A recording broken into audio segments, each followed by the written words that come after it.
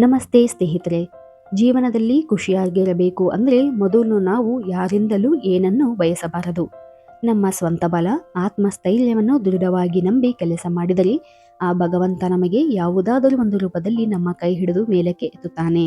ಹೌದು, ಏಕೆಂದರೆ ಭಗವಂತನಿಗೂ ಗೊತ್ತು ನಾವು ಭಗವಂತನನ್ನು ಬಿಟ್ಟು ಬೇರೆ ಯಾರನ್ನೂ ನಂಬಿಲ್ಲ ಅಂತ. ಹೌದು, ವೆಲ್ಕಮ್ ಟು ಸಮೃದ್ಧಿ ಜೀವನ ಚಾನಲ್.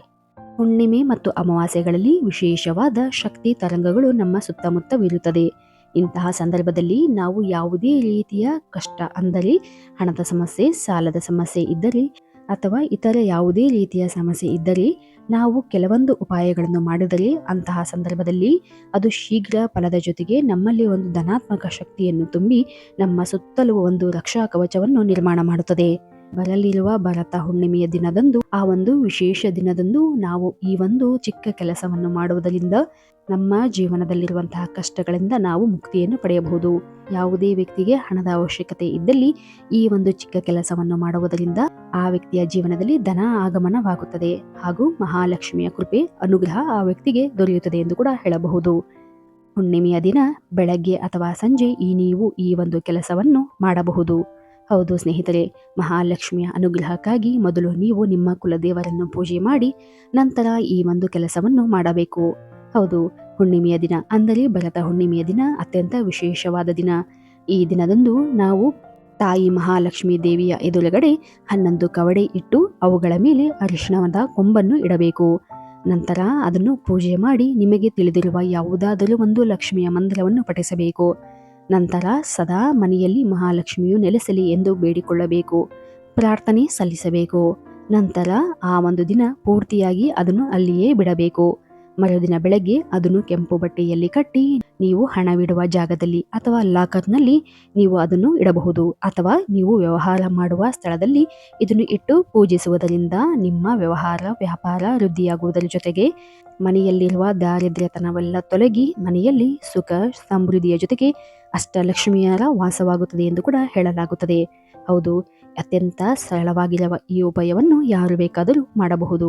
ನಂತರ ನೋಡುವುದಾದರೆ ಈ ದಿನ ಮುಖ್ಯವಾಗಿ ಅತ್ಯಂತ ಪುಣ್ಯಕರವಾದ ದಿನ. ವಿಶೇಷವಾದ ಈ ದಿನದಂದು ಸಂಜೆಯ ವೇಳೆ 10 ರಿಂದ 15 ನಿಮಿಷಗಳ ಕಾಲ ಹುಣ್ಣಿಮೆಯ ಬೆಳಕನ್ನು ದೇಹಕ್ಕೆ ತಾಗುವಂತೆ ನಿಲ್ಲಬೇಕು. ಇದರಿಂದ ನಮ್ಮಲ್ಲಿರ್ತಕ್ಕಂಥ ಎಲ್ಲ ದೋಷಗಳು ಮುಕ್ತವಾಗುತ್ತದೆ. 10 ನಿಮಿಷಗಳ ಕಾಲ ನೀವು ಆ ಚಂದ್ರನನ್ನೇ ನೋಡುವುದರಿಂದ ನಿಮ್ಮ ದೇಹದಲ್ಲಿ ಉತ್ತಮವಾದ ಆರೋಗ್ಯದ ಬದಲಾವಣೆಗಳನ್ನು ನೀವು ಕಾಣಬಹುದು. ಹಾಗೂ ಅಷ್ಟೇ ಅಲ್ಲದೆ ನಿಮ್ಮ ಜೀವನದಲ್ಲಿ ಮಹಾಲಕ್ಷ್ಮಿಯ ದೇವಿಯ ಅನುಗ್ರಹವಾಗುತ್ತದೆ. ಹೌದು, ನಂತರ ನೋಡುವುದಾದರೆ ಅತ್ಯಂತ ಸರಳ ಹಾಗೂ ಶೀಘ್ರ ಫಲವನ್ನು ನೀಡುವ ಅದ್ಭುತ ಉಪಾಯದ ಬಗ್ಗೆ ಅಥವಾ ಅದ್ಭುತವಾದ ಕೆಲಸದ ಬಗ್ಗೆ ನೋಡೋಣ. ಈ ದಿನ ಬೆಳಗ್ಗೆ ಅಥವಾ ಸಂಜೆ ನಿಮ್ಮ ಬಳಿ ಇರುವ ಯಾವುದಾದರೂ ಒಂದು ಹಣದ ನೋಟನ್ನು ತೆಗೆದುಕೊಳ್ಳಿ. ಅದನ್ನು ನಿಮ್ಮ ದೇವರ ಮನೆಯಲ್ಲಿ ಇಟ್ಟು ಯಾವುದಾದರೂ ಸುಗಂಧ ಭರಿತ ದ್ರವ್ಯ ಅಥವಾ ರೋಸ್ ವಾಟರ್ ಅನ್ನು ತೆಗೆದುಕೊಂಡು ನಿಮ್ಮ ಬಲಗೈನ ಮಧ್ಯದ ಬೆರಳಿನಿಂದ ಆ ನೋಟಿಗೆ ಸ್ವಲ್ಪ ಹಚ್ಚಿ, ನಂತರ ಅದರಲ್ಲಿ ಒಂದು ಏಲಕ್ಕಿಯನ್ನು ಇಟ್ಟು ಸುರುಳಿ ಸುತ್ತಿ ಅದಕ್ಕೆ ಕೆಂಪು ದಾರದಿಂದ ಕಟ್ಟಿ ಅದನ್ನು ರಾತ್ರಿ ಇಡೀ ನಿಮ್ಮ ದೇವರ ಮನೆಯಲ್ಲಿ ಬಿಡಬೇಕಾಗುತ್ತದೆ. ನಂತರ ನಿಮ್ಮ ಪ್ರಾರ್ಥನೆಯನ್ನು ದೇವರ ಬಳಿ ಹೇಳಿ. ನಂತರ ಮರುದಿನ ಅದರಲ್ಲಿರುವ ಏಲಕ್ಕಿಯನ್ನು ನೀವು ತಿಂದು ಆ ನೋಟನ್ನು ಕೆಂಪು ದಾರದ ಸಮೇತ ನಿಮ್ಮ ಹಣದ ಪೆಟ್ಟಿಗೆಯಲ್ಲಿ ಇಡಿ ಅಥವಾ ಬೀರುನಲ್ಲಿ ಇಡಿ. ಇದರಿಂದ ನಿಮ್ಮ ಬಳಿ ಹಣದ ಆಕರ್ಷಣೆಯಾಗುತ್ತದೆ ಹಾಗೂ ಮಹಾಲಕ್ಷ್ಮಿಯ ಆಶೀರ್ವಾದದ ಜೊತೆಗೆ ನಿಮ್ಮ ಬಳಿ ಸದಾ ಹಣವಿರುತ್ತದೆ ಹಾಗೂ ಸಂಪತ್ತನ್ನು ಇದು ಆಕರ್ಷಣೆಯನ್ನು ಮಾಡುತ್ತದೆ. ಹೌದು, ಅತ್ಯಂತ ವಿಶೇಷವಾದ ಈ ಉಪಾಯವನ್ನು ನೀವು ಕೂಡ ಈ ದಿನದಂದು ಮಾಡಬಹುದು. ಹಾಗೂ ಯಾವುದೇ ವ್ಯಕ್ತಿಯು ಹಣದ ಸಮಸ್ಯೆಯಿಂದ ಬಳಲುತ್ತಿದ್ದರೆ ಅಂತಹ ವ್ಯಕ್ತಿಯು ತಕ್ಷಣದ ಹಣದ ಸಮಸ್ಯೆ ನಿವಾರಣೆ ಮಾಡುವಲ್ಲಿ, ದೂರ ಮಾಡುವಲ್ಲಿ ಇದು ಯಶಸ್ವಿಯಾಗುತ್ತದೆ. ಹಾಗೂ ನಾವು ಈ ದಿನ ಮಾಡುವಂತಹ ಈ ಚಿಕ್ಕ ಪುಟ್ಟ ಕೆಲಸಗಳಿಂದ ಜೀವನದಲ್ಲಿ ಬರುವಂತಹ ಎಲ್ಲ ಸಮಸ್ಯೆಗಳನ್ನು ಧೈರ್ಯವಾಗಿ ಎದುರಿಸಬಹುದು. ಹಾಗೂ ಈ ದಿನ ವಿಶೇಷವಾಗಿ ಭರತ ಹುಣ್ಣಿಮೆಯ ದಿನ ಎಲ್ಲ ದೇವಾನುದೇವತೆಗಳ ಸಂಚಾರ ಭೂಮಿಯ ಮೇಲೆ ಇರುತ್ತದೆ. ಹಾಗಾಗಿ ಈ ದಿನ ಮಾಡುವ ಚಿಕ್ಕ ಪುಟ್ಟ ಕೆಲಸಗಳು ನಿಮ್ಮ ಬಹುದೊಡ್ಡ ಕನಸನ್ನು ನನಸು ಮಾಡಲು ಸಹಾಯಕವಾಗುತ್ತದೆ ಹಾಗೂ ನಿಮ್ಮ ಕೋರಿಕೆಯನ್ನು ನೆರವೇರಲು ಹೆಚ್ಚು ಸಮಯ ತೆಗೆದುಕೊಳ್ಳುವುದಿಲ್ಲ.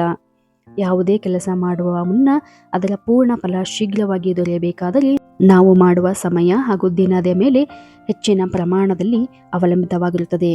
ಹೌದು, ಈ ಒಂದು ದಿನ ಈ ಒಂದು ಕೆಲಸವನ್ನು ನೀವು ಮಾಡಿದರೆ ನಿಮ್ಮ ಜೀವನದಲ್ಲಿ ಹಣದ ಸಮಸ್ಯೆಗೆ ಹಾಗೂ ಅದರಿಂದ ಪಾರಾಗಲು ಮಹಾಲಕ್ಷ್ಮಿ ಅನುಗ್ರಹಿಸುತ್ತಾರೆ. ಈ ರೀತಿಯಾದಂತಹ ಸರಳ ಸುಂದರ ಮಾಹಿತಿಗಾಗಿ ನಮ್ಮ ಚಾನಲನ್ನು ಸಬ್ಸ್ಕ್ರೈಬ್ ಮಾಡಿ ಹಾಗೂ ಲೈಕ್ ಮಾಡಿ. ಧನ್ಯವಾದಗಳು.